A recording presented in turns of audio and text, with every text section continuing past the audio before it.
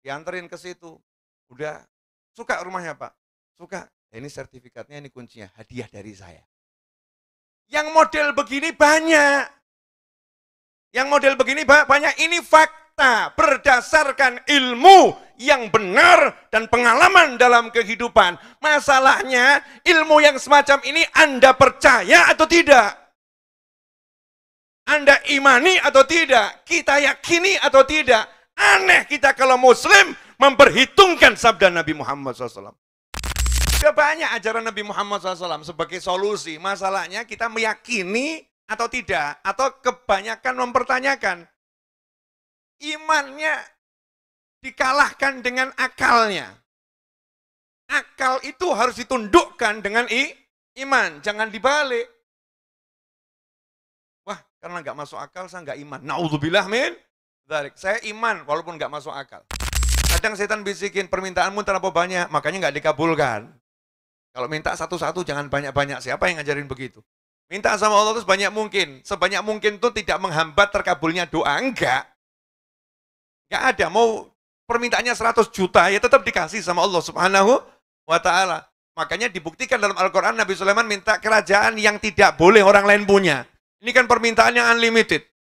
Ya, permintaan yang semua masuk di situ. Sama Allah dikasih, langsung dikasih. Maka ajarkan pada diri dan keluarga. Biar doanya terkabul, ya yuk tobat dulu satu rumah.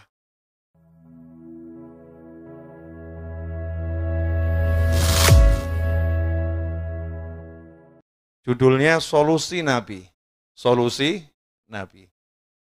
Solusi, kalau dalam bahasa biasanya ya, ini solusi kan bukan bahasa Indonesia, jadi bahasa Inggris ya. Kita adopsi jadi bahasa Indonesia, solusi. Tapi kalau bahasa kita, jalan keluarnya gimana ini? Yang namanya jalan keluar, solusi, orang susah jangan dibuat susah. Orang pusing jangan dibuat pusing. Kalau jalan keluar buat susah, ya kemudian solusi buat pusing namanya bukan solusi, tapi nambah masalah. Tapi nambah susah. Tapi menambah kita menjadi semakin berat menjalani kehidupan. Karena itu Islam datang memberikan solusi yang nggak buat susah. Solusi yang nggak memberatkan. Solusi yang menyenangkan. Solusi yang meringankan. Solusi yang betul-betul membuat orang yang mengalami masalah menjadi lapang dadanya. Karena ia merasa sebentar lagi aku akan mendapatkan pertolongan. Tanpa harus repot-repot, tanpa harus susah-susah. Seperti yang diajarkan pada umumnya orang-orang yang tidak memiliki iman kepada Allah dan Nabi Muhammad SAW. Contoh. Ini contoh solusi Nabi. Ya, dikatakan solusi Nabi karena yang mengajarkan Nabi Muhammad SAW.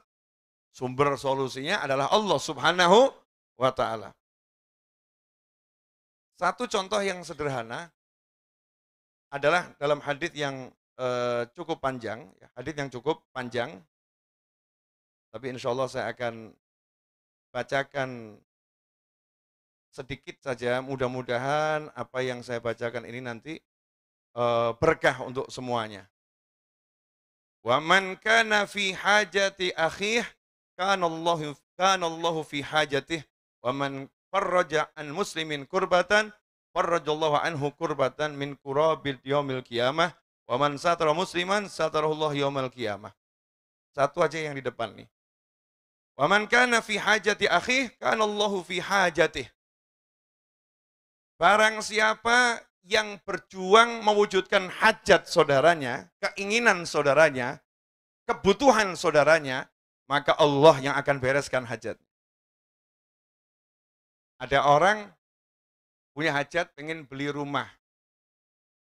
Hajatnya beli rumah. Rumahnya harga 500 juta. Sementara tabungannya 10.000 rupiah. Saya mau nanya, nah, untuk dapat 500 juta buat dia mudah atau susah? Mudah atau susah?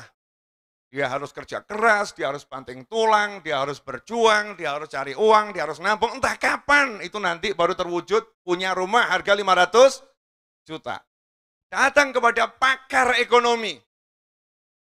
Bapak, mohon maaf, saya minta nasihatnya, konsultasi. seorang konsultan ekonom, saya minta ilmunya. Bagaimana dengan uang 10.000 saya bisa beli rumah harga 500 juta? Jawabannya, bayar saya aja kamu nggak bisa. Bayar biaya konsultasi aja nggak bisa. Masa mau beli rumah harga 500 juta? Akhirnya apa nih? Bersemangat atau pupus harapan? Pupus harapan. Berarti masalahnya selesai atau nggak selesai? Nggak selesai. Dia pulang bahagia atau kepala pening? Kepala pening. Hatinya lapang atau sesak? Solusi nggak boleh buat susah. Datang kepada seorang ulama. Yai, Ustadz, Guru, Habib, Syekh, saya mau beli rumah harga 500 juta, punya uang cuma 10.000 rupiah, bisa enggak? Bisa.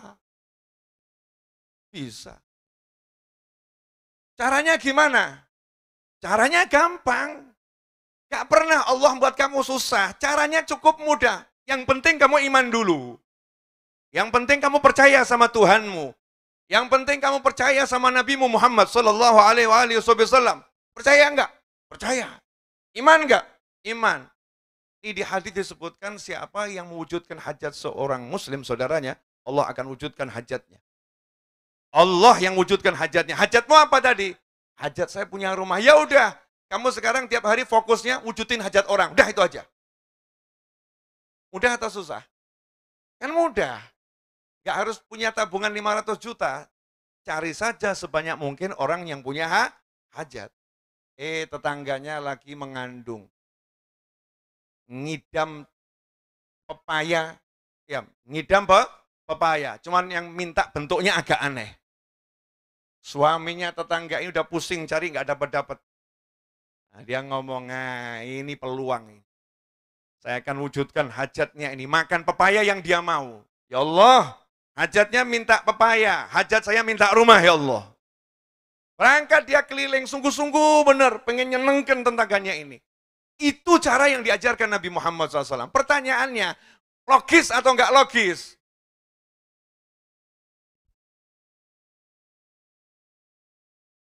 Logis atau enggak logis? Halo?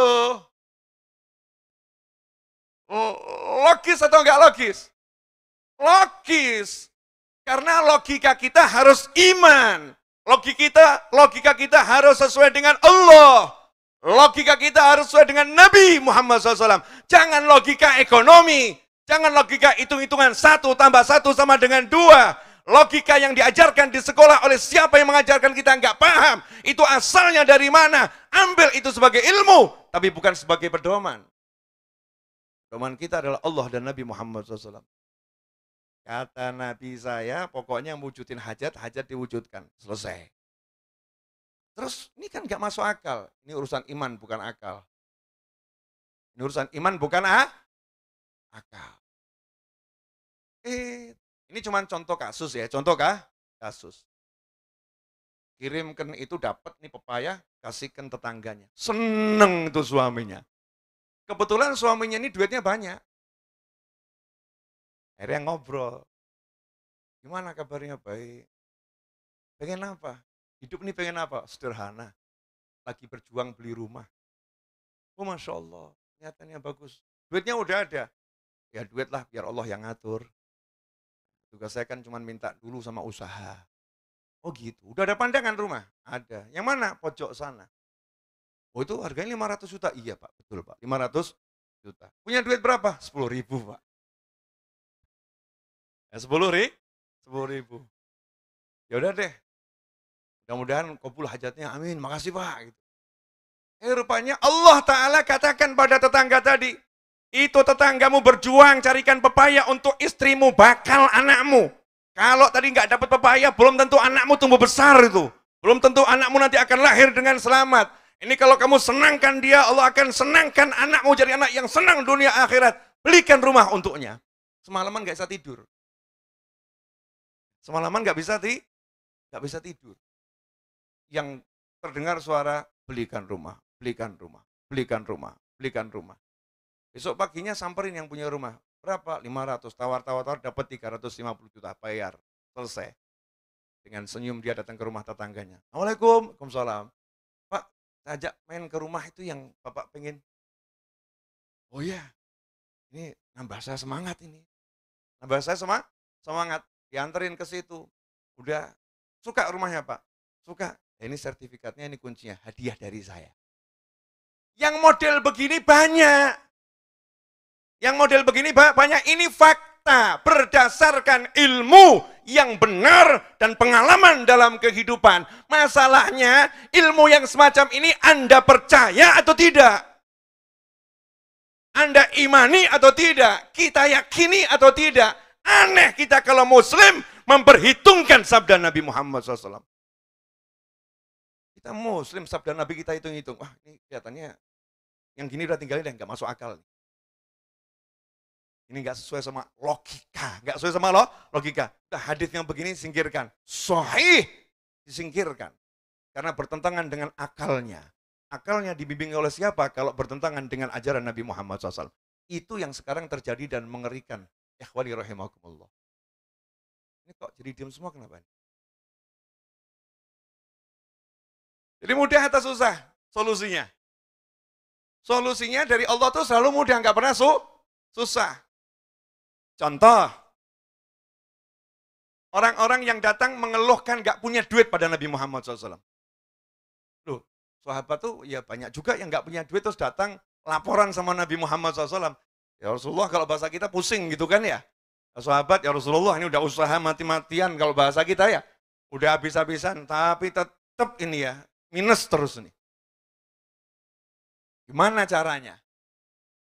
Saya sampai hari ini nanti kalau ada tolong sampaikan ke saya, biar saya tambah ilmu, ilmu. Sampai hari ini saya baca berbagai macam hadis, saya belum pernah ketemu kemudian Nabi bisa mengajarkan pada orang yang semacam itu, ya kamu harusnya ke pasar semakin giat. Mulai buat perhitungan pendapatan dan pengeluaran. Kamu harus atur nih strategi marketing. Saya belum pernah mendengar Nabi SAW mengajarkan semacam itu kepada orang yang lagi pusing. Kepada orang yang lagi puyeng, kepada orang yang lagi bermasalah, kepada orang yang lagi pengen solusi mudah, kepada orang yang pengen mendapatkan jalan keluar. Enggak ada yang semacam itu. Ini contoh satu hadis. Boleh kasih contoh?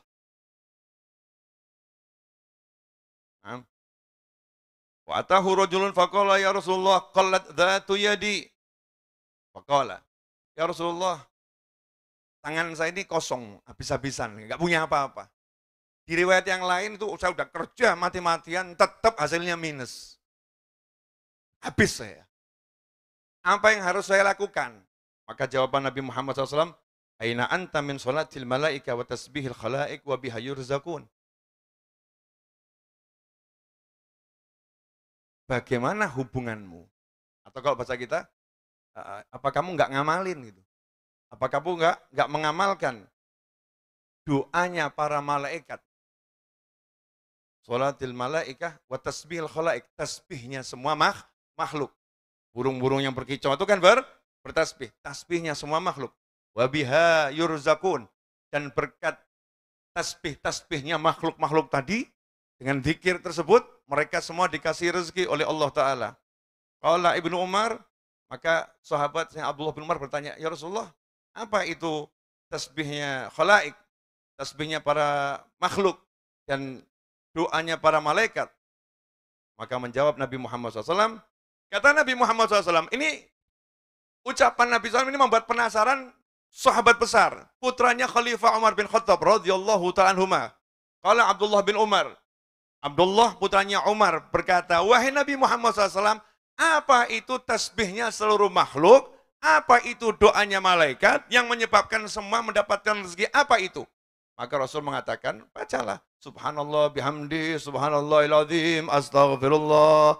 Subhanallah bihamdi, subhanallahil azim, astaghfirullah. 100 kali di antara azan subuh. Masuknya waktu subuh dan sebelum kamu sholat subuh. Jadi waktunya itu. Azan subuh sebelum sholat subuh. Setelah sholat sunnah fajar 2 rakaat, baca subhanallah bihamdi, subhanallahil azim, astaghfirullah 100 kali. Kata Nabi Muhammad SAW, dunia akan mendatangimu dengan merendahkan diri dan menghinakan diri, Wa yakhluqullah ta'ala minha, dan dari zikir tersebut Allah ciptakan malaikat, yang malaikat itu bertasbih kepada Allah ila yaumil qiyamah, dan pahalanya Allah berikan dalam catatan amal kebajikanmu. Bu, Ibu, mudah atau susah? Yakin. Kan lebih mudah daripada keluar jam 4 subuh, pulang jam 4 sore. Paham maksud saya kan? Daripada capek-capek cari selama 10 jam, sempatkan beberapa menit ini istiqomah, subhanallah bihamdi, subhanallahiradzim, astagfirullah 100 kali. Dunia akan mendatangimu dalam keadaan rendah dan menghinakan diri. Nanya lagi, caranya gimana? Ini nggak masuk akal. Itulah solusinya Nabi Muhammad SAW. Tidak bisa dipikir pakai akal. Protes lagi. Solusi kok enggak bisa dipikir pakai akal. Iya, karena yang mensolusikan bukan manusia. Yang mensolusikan adalah Tuhan yang maha kuasa. Udah banyak ajaran Nabi Muhammad SAW sebagai solusi. Masalahnya kita meyakini atau tidak, atau kebanyakan mempertanyakan. Mana mungkin, masa iya sih Rasul SAW dipertanyakan? Ngeri atau enggak ngeri? Ngeri. Imannya dikalahkan dengan akalnya. Akal itu harus ditundukkan dengan iman, jangan dibalik. Wah, karena enggak masuk akal, saya enggak iman. Na'udzubillah min dzalik. Saya iman walaupun enggak masuk akal. Nanti ya akan masuk akal. Makanya dulu banyak orang yang murtad ketika Nabi Mi'raj. Nabi Mi'raj karena dia pakai akal, ini enggak masuk akal. Orang-orang munafik akhirnya murtad. Tapi sahabat pakai iman. Mau 1 hari 1000 kali kami percaya. Yang dipakai iman bukan akal.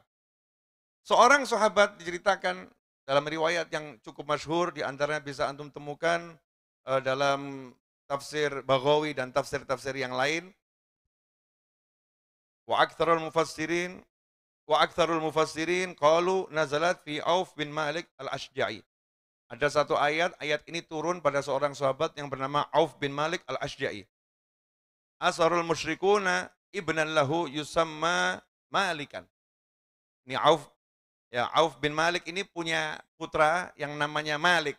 Punya putra namanya Malik. Putranya ini ditawan orang-orang musyrik. Ditawan orang-orang musyrik. Nanti dalam hadis lain yang lebih lengkap diceritakan Nabi SAW mengutus pasukan kecil ya, pasukan kecil.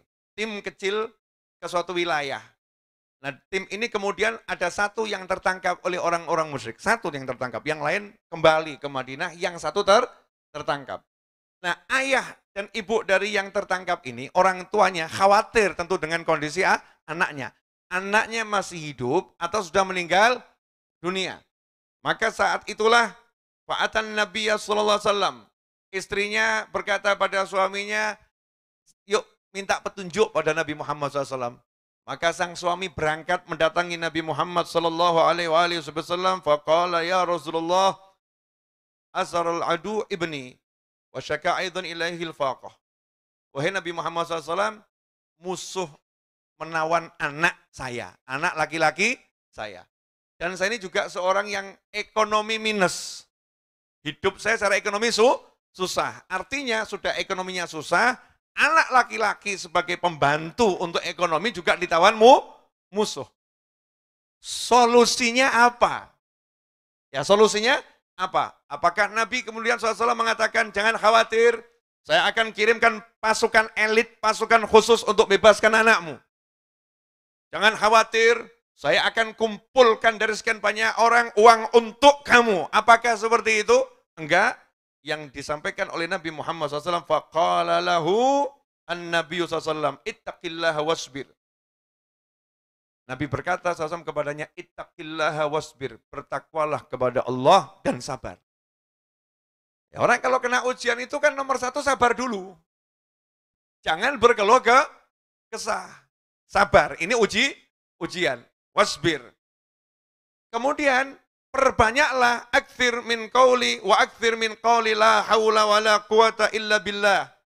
Perbanyaklah mengucapkan la haula wala quwata illa billah. Wa fa'ala ar-rajulu dzalik wa bainama huwa fi baiti id atahu ibnuh. Dalam riwayat yang lain yang lebih panjang hadisnya, maka pulanglah sahabat ini Auf al-Asja'i pulang ke rumahnya, sampai di rumah ditanya sama istrinya, bagaimana hasil menghadap Nabi Muhammad SAW? Maka dijawab, Rasulullah SAW mengatakan, ittaqillah wasbir, bertakwalah dan bersabarlah. Kemudian kita diperintahkan banyak-banyak mengucap la haula wala quwata illa billah. Maka istrinya jawab, ini sebaik-baik petunjuk. Pertanyaan saya, kalau ini terjadi zaman sekarang, kemudian antum datang kepada seorang ulama. Ulamanya kemudian berkata, bertakwalah kepada Allah dan sabar, banyak mengucap la haula wala quwata illa billah. Terus Anda pulang, ya. Kemudian istrinya, gimana solusinya Pak Ustadz? Jawabannya suruh sabar. Oh gitu kita juga tahu. Kalau gitu kita juga tahu. Suruh banyak mengucap la haula wala quwata illa billah. Oh, akeh tunggale. Kalau yang seperti itu, Pak, banyak. Kita butuh solusi cepat. Kita butuh uang cash. Kita butuh petunjuk yang jelas. Ya, petunjuk yang jelas. Aneh kita ini. Apa ada petunjuk yang lebih jelas dari wahyunya Allah dan sabda Nabi Muhammad SAW? Yang lain teori-teori perencanaan. Mari lakukan penambahan karyawan. Mari lakukan strategi marketing, periklanan, perbaiki covernya, perbaiki itu tata letak benda di tokonya, pakaian pelayannya kita rubah jadi seragam. Teori semuanya. Tapi teori itu lebih kita, sementara kalau ada sabda Nabi, yang jelas dong. Aneh atau enggak aneh? Aneh atau enggak aneh? Apa ada yang lebih jelas dari wahyunya Allah dan lebih jelas dari sabda Nabi Muhammad SAW? Enggak ada. Dan wahyunya Allah, sabda Nabi itu simpel untuk diamalkan. Simpel untuk dipraktekkan. Pulang, sabar, duduk, bacalah haula wala quwata illa billah. Maka suami istri tadi enggak pakai kebanyakan mikir. Nanti kalau baca la haula wala quwata illa billah terus jadinya gimana ya? Nanti anak kita tuh dibebaskan oleh siapa? Terus caranya duit datang ke kita tuh bagaimana? Tapi ingat ya, ini diamalkan ba'dal isya. Pulang dari masjid ba'dal isya. Duduk berdua suami istri ini. La haula wala quwata illa billah. La haula wala quwata illa billah. Terus begitu. Azan subuh. Ada yang ucap assalamualaikum. Anak laki-laki yang tertawan musuh ada di depan rumah. Dibukakan oleh sang ayah, ibu pelukan, dia nangis senang dan membawa kuda serta kambing yang sangat banyak. Maka saat itu fa'asoba ibilan wajah biha ila abih. Yang bawa unta, riwayat yang lain bawa unta, riwayat yang lain bawa kambing, riwayat lain bawa kuda. Intinya bawa banyak sekali harta. Maka saat itulah datang menghadap Nabi Muhammad SAW. Kemudian diceritakan sama anaknya, panjang tuh kisahnya ya. Bagaimana bisa bebas dan lain sebagainya. Musuh dibuat lengah, dia bisa melepaskan ikatan, dia naik kepada kuda yang ada di situ. Akhirnya kuda yang lain ikut. Ternyata ketika udah bergerak, kambingnya juga ikut. Kambingnya ikut, ontanya juga katut. Ya, sehingga ketika parkir depan rumah, semua itu ada di situ. Diam, tidak ada yang bergerak. Maka saat itulah mulai mikir nih, suami, istri, dan anak ini tadi ya, bapak, ibu, sama anak. Nah ini kan hartanya bukan milik kita ini. Ini kan harta yang ikut. Miliknya musuh yang memerangi Islam dan dia ikut. Hukumnya bagaimana? Maka datang menghadap Nabi Muhammad SAW. Saat itu, fantalaqa Abu ila Nabi SAW wa akhbarahu al-khabar wa salahu ayuhillu lahu an ya'kula ma ata bihi ibnuh. Maka nanya sama Nabi Muhammad SAW, ya Rasulullah, apakah yang dibawa sama anak saya ini halal untuk dimakan? Kambingnya, untanya disembelih, dijual, dimakan, dikonsumsi, dipakai, halal atau tidak? Faqala Nabi SAW, na'am. Maka Rasul mengatakan halal itu buat kalian. Wa anzalallahu hadhil ayah. Maka turunlah ayat, wa man yattaqillaha yaj'al lahu makhrajan wa yarzuqhu min haitsu la yahtasib. Barang siapa takwa kepada Allah, yaj'al lahu makhraja, diberi solusi jalan keluar, wa yarzuqhu min haitsu la yahtasib. Itu asbabun nuzulnya gara-gara sahabat yang anaknya ditawan, disolusikan dengan mengucap la haula wala quwata illa billah. Dan ternyata di situ sangat banyak kambing yang dibawa itu. Jumlahnya khilaf di antara ahli hadis ya. Jumlahnya khilaf, yang jelas puluhan. Ya puluhan, ada mengatakan ratusan, sangat banyak. Saya nggak akan bahas masalah jumlah kambing yang dibawa, enggak. Tapi yang mau saya bahas, solusinya la haula wala quwata illa billah. Cuman suruh sabar. Sabar duduk baca itu, sanggup nggak itu? Satu contoh lagi. Ini contoh yang asyik juga. Sayyidina Jabir bin Abdullah radhiyallahu taala anhuma. Sahabat Nabi namanya Jabir bin Abdullah radhiyallahu taala anhuma. Sahabat putranya sahabat. Nah, dalam satu peperangan Uhud, ayahnya itu meninggal dunia sebagai syuhada dan ayahnya meninggalkan 6 anak perempuan. Anak laki Jabir dan 6 anak perempuan. Wa taraka alaihi dainan. Dan ayahnya ini memikulkan beban hutang kepada Jabir. Ya, anak laki, lunaskan hutang ayah. Jadi meninggal itu mewariskan hutang.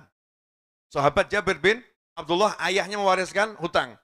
Falamma hadra jidadan nakhli ataitu Rasulullah sallallahu alaihi wasallam. Fakultu ya Rasulullah. Maka ketika tiba waktunya untuk membayarkan hutang tadi, hutangnya berupa buah korma. Dibayarnya ketika panen korma. Maka ketika panen korma tiba saat pelunasan hutang, dan kebetulan hutangnya pada orang Yahudi. Hutangnya pada orang Yahudi, karena orang-orang Yahudi punya perkebunan korma yang besar saat itu di Madinah. Maka datang kepada Nabi Muhammad SAW, kemudian menjelaskan bahwasannya ayah saya meninggal ketika perang Uhud, hutangnya banyak, ya hutang kormanya sangat banyak. Solusinya apa ini? Karena hasil panen ini untuk bayar 1/10-nya aja nggak cukup. Bayar 10% hutangnya nggak cukup, tapi akhir ini harus dibayar. Wa inni uhibba an yarakal gharma qala idhab fa baydar qala tamrin ala nahiyatihi. Fafa'altu thumma da'autuhu falamma nadharu ilaih aghrubi tilka sa'ah. Falamma ra'a ma yasna'un atafa hawla a'dhamiha baydaran. 3 marrat. Ini saya ambil versi ringkasnya aja ya. Karena hadisnya panjang. Ini di Bukhari, ada nanti di Sahih Muslim dan lain sebagainya. Maka Nabi SAW memerintahkan Sayyidina Jabir bin Abdullah, bukan silakan kamu pergi ke tempat fulan, silakan kamu jual yang bisa dijual, silakan kamu. Pokoknya nggak mau buat pusing. Solusi itu jangan buat susah. Nabi mengatakan SAW, silahkan pergi ke kebunmu, panen itu kormanya. Panen kormanya, kemudian pisah-pisahkan menurut kualitasnya. Korma yang besar, di korma yang besar. Korma yang kecil, di korma yang kecil. Ya, pokoknya dipisah-pisahin semua. Nah, nanti kalau sudah waktunya mereka datang untuk bayar, panggil saya. Maka diumumkan nih semua orang, saya akan lunaskan hutang ayah saya. Semua orang Yahudi datang. Dan ternyata yang ada kormanya cuma sedikit. Saat itulah mereka mentertawakan Jabir bin Abdullah radhiyallahu ta'ala anhuma. Mana mungkin bisa bayar hutang. Sayyidina Jabir melihat faktanya ini korma sedikit. Dan yang nagih udangan ngantri dan lagi dicemooh, ditertawakan, dihina. Datang Nabi Muhammad SAW, saat itu Rasulullah tiduran dulu. Ya bangun. Kemudian korma yang udah ditata tadi, dipilih yang paling besar. Yang paling besar, kemudian ditawafi 3 kali. Mau bilang aneh-aneh gitu, ini Nabi loh ya. Ini Nabi, ini Rasul Muhammad sallallahu alaihi wasallam. Atafa haula a'dhamiha baydaran 3 marrat, thumma jalasa alaih. Setelah ditawafi 3 kali, dikelilingin 3 kali, jalasa alaih, duduk di atasnya. Kalau karung-karungan ya, duduk di atasnya. Kemudian Nabi SAW mengatakan, sekarang takar. Satu-satu suruh datang. Datang satu-satu. Utangnya berapa kilo? Sekian kilo, takar. Kalau kiloan gitu ya. Sekian karung, takar. Selesai semuanya dan tidak berkurang kormanya. Sallu ala Nabi. Allahumma salli alaihi. Kasihan kalau anak-anak kita terjebak pada pemikiran bersandar pada logika. Kasihan. Kita harus didik anak-anak kita itu bersandar pada logika yang didasari pada iman. imannya di depan, bimbing logikanya, panutannya Nabi Muhammad SAW. Sehingga hidup itu mudah, selalu ada solusi. Karena solusi itu hanya satu, wa may yattaqillaha, selesai. Takwa sama Allah, bekti sama orang tua, sholat 5 waktu, silaturahim, istighfar, zikir. Ini akhiran saya pengen kasih satu ilmu yang saya baca dari kitab dan saya sampaikan di khutbah Jum'ah kemarin di surat Shad ayat 35. Ya, surat Shad ayat 35. Nabi Sulaiman alaihissalam itu berdoa, doanya diabadikan dalam wahyunya Allah. Qala rabbighfirli wa habli mulkan la yanbaghi li ahadin min ba'di innaka antal wahhab. Ya Allah, ampuni aku dan karuniakanlah kepadaku kerajaan, kekuasaan yang siapapun setelah aku enggak boleh punya. Innaka antal wahhab. Kamu maha memberi ya Allah. Kamu maha menganugerahi. Bisa itu kamu berikan ke saya. Kalau bahasa bebasnya gitu. Hasilnya angin ditundukkan, jin ditundukkan, burung ditundukkan, hewan-hewan ditundukkan, semut bisa didengar bahasanya, burung bisa diajak ngobrol. Kekuasaan Nabi Sulaiman alaihissalam. Nah, ilmunya di mana? Ini loh. Rabbighfirli wahabli. Ya Allah, ampuni aku dan karuniakan kepadaku. Jadi Nabi Sulaiman itu gak minta dulu, tapi tobat dulu. Sementara Nabi Sulaiman gak punya dosa, gak ada Nabi punya dosa, gak ada Rasul punya dosa. Semuanya maksum, terlindung dari segala bentuk dosa, besar maupun kecil. Gak mungkin Nabi berbuat dosa. Tetapi Nabi Sulaiman ngajarin yang gak punya dosa, suruh istighfar dulu kalau mau minta. Astagfirullah. Qala rabbighfirli, ya Allah ampuni aku, wahabli, baru minta. Nah sekarang ini kalau kita mungkin banyak doa kita belum lolos, belum terwujud, jawabannya kita belum mengawali dengan tobat dulu. Dosa kita hari itu apa? Mungkin hari itu kita punya dosa yang banyak, kita belum tobat, ujuk-ujuk jaluk. Ya tahu-tahu minta. Bersihkan dulu dengan istighfar, dengan tobat, baru minta. Itu yang pertama. Yang kedua, kadang setan bisikin, permintaanmu terlalu banyak, makanya nggak dikabulkan. Kalau minta satu-satu, jangan banyak-banyak. Siapa yang ngajarin begitu? Minta sama Allah itu sebanyak mungkin. Sebanyak mungkin itu tidak menghambat terkabulnya doa. Enggak. Enggak ada. Mau permintaannya 100 juta, ya tetap dikasih sama Allah Subhanahu wa ta'ala. Makanya dibuktikan dalam Al-Quran, Nabi Sulaiman minta kerajaan yang tidak boleh orang lain punya. Ini kan permintaan yang unlimited. Ya permintaan yang semua masuk di situ. Sama Allah dikasih, langsung dikasih. Maka ajarkan pada diri dan keluarga. Biar doanya terkabul, ya yuk tobat dulu satu rumah. Ini satu rumah ini dosanya apa sih? Dosa berjamaahnya apa? Oh ini. Oh dosa kita apa? Ini. Ayo, saya itu baru minta. Ini banyak minta kok gak kabul-kabul ya. Mungkin dosanya terlampau banyak. Beresin itu. Insya Allah kabul hajat kita semua. Amin. Jazakumullah khairan. Walafu minkum. Mohon maaf yang sebesar-besarnya. Mari kita rubah pola pikir kita dengan pola pikir yang islami, yang imani, sesuai dengan apa yang diajarkan Nabi Muhammad SAW dengan para aulia was solihin. Semoga kita semua jadi orang-orang yang selamat dunia akhirat.